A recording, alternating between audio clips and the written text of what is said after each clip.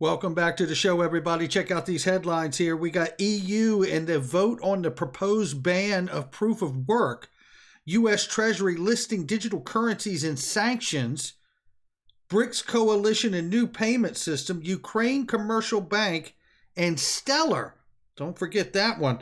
Latest on the SEC Ripple B.Garlinghouse filing. It is fire, and Eleanor Tarrant talking about the lawyers in the SEC versus Ripple case and so much more. Somebody roll that beautiful intro.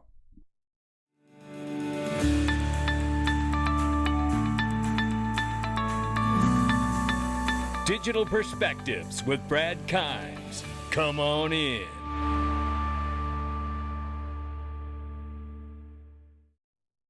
Welcome back to the show, everybody. You can follow me on Twitter at Digital Perspectives, at DIG, at Dig Perspectives, no spaces. Or Backup Bradley is no longer valid. Give us a follow there. $1.933 trillion market cap. It is March 1st, 2022, ladies and gentlemen. Let's get into it. All right, right here, we're up 5.47% on the market right now, 43,000 plus for Bitcoin, 2,900 plus for Ethereum. XRP is coming in at 78 cents, and we see that we are 11.38% right now on the 7-day. The range of prices at 76 cents on the bottom, 80 cents on the top. We'll keep an eye on it. Ladies and gentlemen, highly recommend I Trust Capital. They are professional, they are competent, and they do pay attention to every detail, and they are amazing. There is no monthly fees. They have incredible choices of tokens that you can participate in for a crypto IRA.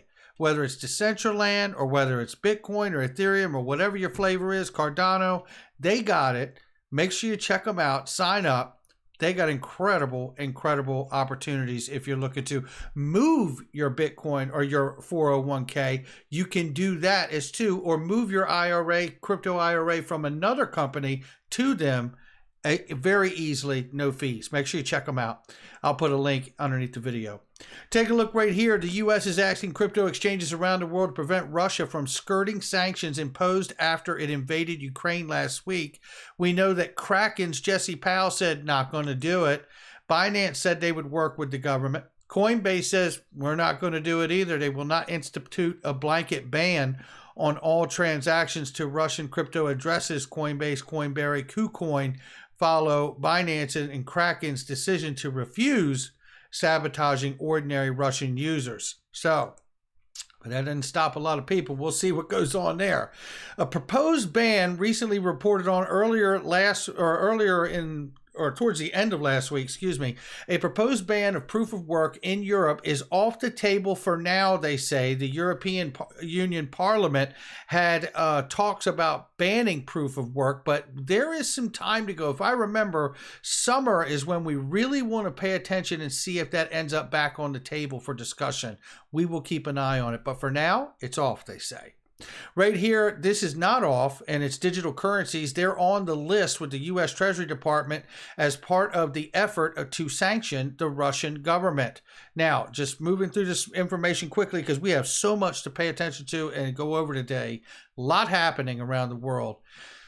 According to regulations from the Treasury Department's Office of Foreign Asset Control, that is OFAC that you hear us talk about, and FSOC is the Financial Stability Oversight Council on the domestic side of the Treasury.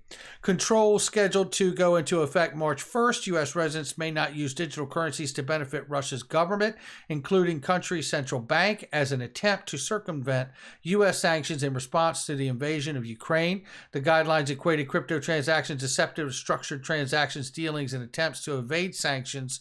This is all coming from Janet Yellen, the Treasury Secretary. Anyone else see the subliminal programming going on here from Johnny Crypto? The Fed looking into a possible digital U.S. dollar? This must have been on not long ago, but I'll tell you this. We know that there is a lot happening behind the scenes, and I don't think for a second that the United States is naively thinking that this digital stuff is a passing fade. So we will see what's going on. Maybe I'm the one who gets surprised. I don't know, but I'm glass half full at this point. But here is a post that I shared here, and it is President Putin from Russia, and I do use the term loosely. And I said here because he is making a point in this where he is absolutely trying to bring the world into this conflict. For those that believe that this is only about European countries, Putin has made it clear that he is invading Ukraine because of U.S. putting missiles in its backyard neighboring NATO countries. Let's hope this is resolved quickly without any more loss of life. Now, I'm not picking a side here. I'm just telling you what he is about to tell you, and I'm going to play it for you. I want you to hear this and hear what he says. Check it out. В этой связи мы ясно и четко дали понять, что дальнейшее движение НАТО на восток неприемлемо. Ну чего здесь непонятного? Мы что ли ставим ракеты рядом с границами Соединенных Штатов? Нет. Это же Соединенные Штаты своими ракетами пришли к нашему дому. На пороге нашего дома находятся уже. Ну разве это какое-то избыточное требование? Не ставить больше никаких ударных систем у нашего дома. Ну чего здесь необычного?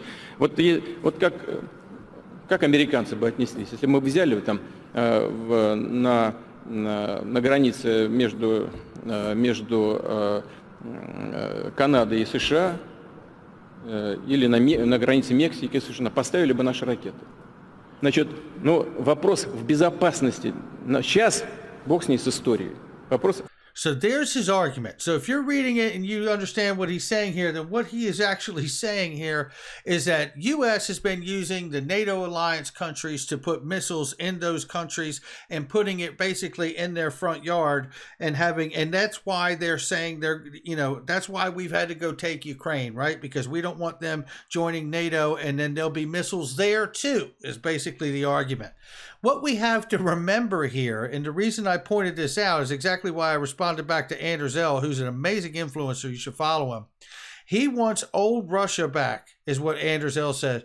Ukraine is full of natural gas as well. People defending Russia's attacks makes me want to leave this platform, but don't leave, Anders. These countries joined NATO because they fear of Russia, nothing forcing them. Putin recently threatened Sweden and Finland justified.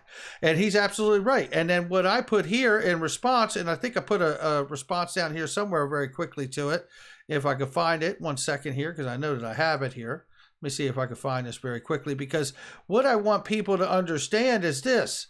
Agreed, Putin is a bad actor. Make no mistake, I'm only showing this to let people see how Putin is trying to manipulate facts of U.S. NATO for treating him like a bully that he is while playing the victim. My heart is with Ukraine. And that really is where I am here. And I do feel like what we're witnessing is someone here who is the bully of the globe, certainly one of them, and poising himself as a victim here because he gets treated as he treats the rest of the world. What this comes down to is very important to understand. Some people feel it's a big conflict, a big, small conflict. It's between them, not the rest of the world. I encourage you to know that just like Putin said, this is a world conflict that's taking place in these two areas. In Ukraine, as a matter of fact. But what we need to remember is because they always talk about SWIFT and the sanctions and being able to control Russia's actions or any other bad actor by imposing these sanctions in order to rein in that bad behavior. Well, up until now, it hasn't worked. But Tony Valentino, and I don't know if this is the real account or not, but I do like this post, so I'm sharing it. Money is power, and whoever controls the new financial system and the blood of the system will dominate. The IMF, BIS, etc. are all Western creations and tools. Wait for their announcement. Besides XRP, the West has really nothing to counter China, Russia, and BRICS as a whole. When BRICS coalition nations unveil their new payment system and China in particular reveals their gold-backed crypto, do you think the Western world is going to just sit back or panic? You think they don't know what's coming and are preparing? XRP will restore the balance of power. Look, to a great degree, I really concur with this. Myers Rothschild back in the day said, "Let me issue and control a nation's money, and I care not who writes the laws." That's what we're talking about here. And the sanctions from SWIFT, whether they work or whether they fail, are showing that the system and technology combined today will allow these bad actors to use another path, to not be inhibited by sanctions for those bad actions. Let's take a look here and keep this moving quickly here. This is an article that came out, and shout out to Bond Crypt Ford. I wanted to show this because this was really talking to a Chinese professor here who ends up talking about really the need for you getting away from the U.S. dollar, to be quite frank. He's talking here about SWIFT curbs may create disruption from China or for China and Russia trade or capital flows in the short term. The establishment of a settlement system in the yuan and other diversified ways to ensure financial market security are becoming urgent. He's saying it's urgent we be able to settle these things in the yuan. Right? That's what he's saying. The crisis gives us a warning that there should be many ways to make plans to ensuring trade safety, currency trading safety, and financial system safety. Understood? As SWIFT system is primarily for dollar settlements, Chinese experts noted one important method to offset SWIFT exclusion impact is to settle foreign trade payments in currencies other than the U.S. dollar. Okay. Now, we're not talking about people shooting guns at each other anymore, are we? What we're talking about is a Chinese professor here talking about how to control the system, the financial system, and then you control the money. And if you start getting off of the dollar dominance, you'll have power. An analysis by China Security said on Sunday that SWIFT sanctions on Russia would have a limited impact on China, and the move is most likely to speed up Chinese yuan internationalization. So they're excited about what all of this is happening. While Russia's central bank governor-in-chief says alternative to SWIFT is already in place. However, I got some news for you on that. It is the SPFS system, and it is an internal system within Russia. It does not allow them to have access to the international community the way they're portraying it here. I've done a bunch of reading on this, so unless something's changed, that's a fact, Jack. So what I'm getting at here is that whether we're talking about China and Russia, which we know have a financial system now all their own, or whether we're talking about the SPFS system inside of Russia, or whether we're even talking about this. This is from Ganesh right here, who says BRICS may soon launch their BRICS coin. What is BRICS, just for you if they don't know, is the coalition Brazil, Russia, India, and China, and South Africa. So if you look here, they're talking about a collective and perhaps more ambitious step towards de-dollarization, getting away from the money. Getting away from the dollar is BRICS Pay. System currently under development. It is a single contactless payment system that connects BRICS partners, national payment systems, so all of their systems integrated together, right? With an integrated cloud platform for payments, BRICS Pay will not duplicate the national payment system that are already in place in member countries. Rather, the system leverages the latest fintech innovations in BRICS countries to integrate BRICS members. Individual payment systems, BRICS Pay will link the credit or debit cards of BRICS citizens to online wallets, which will be accessible 24/7. So on, and so on. In 2020, Russian BRICS presidency proposed the idea of commercial BRICS Pay for BRICS Plus countries for consideration of BRICS Business Council. The biggest advantage of BRICS Pay is that its proposed integrated payment system would make possible the use of BRICS members' national currencies as a direct basis of exchange for external payments, currently external settlements. So this is what we're talking about. And this is why I believe the XRP ledger could be so important. Because if we see a fracturing of the SWIFT members and member countries building their own systems, as Russia has done, as China obviously has done, India, and so forth and so on through the coalition, then we see a need that there should be some kind of interledger protocol, XRP ledger, to allow all of these systems to talk and operate together. Because the more you see these countries and regions and coalitions split off, the more you're going to find a need for some system out here to operate as the XRP ledger does, as a decentralized exchange.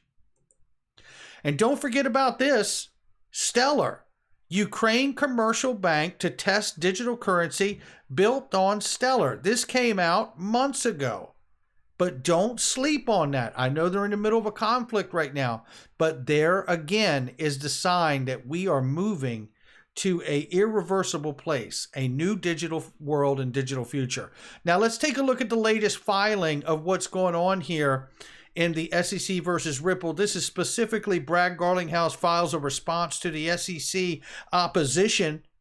Mr. Garlinghouse's motion seeking the disclosure of notes from November 19, 2018. This is bringing us all up to speed here. And I believe I actually have a highlight of it right here, I believe. Here it is right here. And it basically goes through this and lays down why the Estabrook notes should be allowed as evidence, and we should all be able to see it. And it is because Elad Roisman said to Brad Garlinghouse, according to his testimony, that he was sorry he had to come into the SEC. And he was sorry about that because he knew it was not a security. Now, a part of this whole SEC versus Ripple saga appears to be meeting an end, and that is the discovery proceedings, which was scheduled to end yesterday. Well, we've heard nothing yet so far, so hopefully the discovery process is over. And with that, we know that there should be another settlement discussion that should take place, according to Jeremy Hogan's settlement, within 14 days following the close of fact discovery.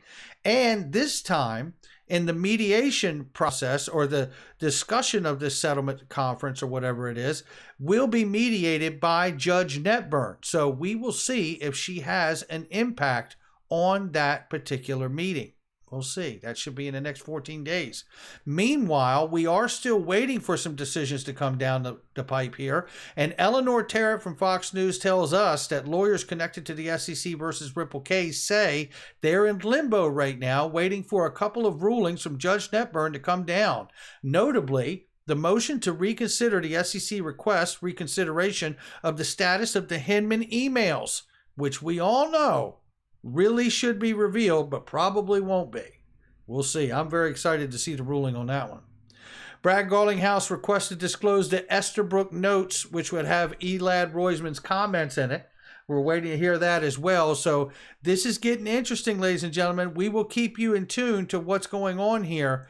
But don't forget, there's a whole nother angle to this entire situation that really is quickly becoming very difficult to deal with for the SEC. It is Empower Oversight. Let us not forget there's the SEC versus Ripple. Let us not forget that we got John Deaton's class action lawsuit representing 65,000 plus of us. Now we have Empower Oversight with the FOIA request, the Freedom of Information Act. And they're going to be very difficult to deal with because they are not going to go away. And that particular Empower Oversight organization is just about keeping government agencies legitimate and keeping them in check. It's what they do.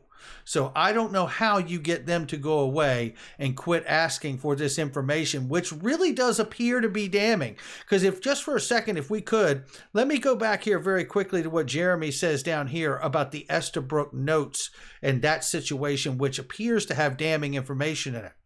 There's absolutely no indication that Roisman or Estabrook are disputing what was said in the notes. Otherwise, the SEC would gladly produce the notes. So obviously what Jeremy's getting at here is that if the notes are really nothing harmful in it, they would have turned them over long ago. So obviously there must be something in there that they don't want any of us to see. And to go on with this here, the list that was released from Empower Oversight of all the people that have been involved with William Hinman Communications here. And this is just a little list of where they all have come from. And you can bet we've already started digging on it, and I know you might want to also. That's going to do it for me, ladies and gentlemen. Hit that like and subscribe. Leave a comment below. Share with somebody you know. Hit that notification bell so you don't miss a thing. Check out all the links in the description box and comment section. They are great products and services I use each and every day. I'll catch all of you on the next one.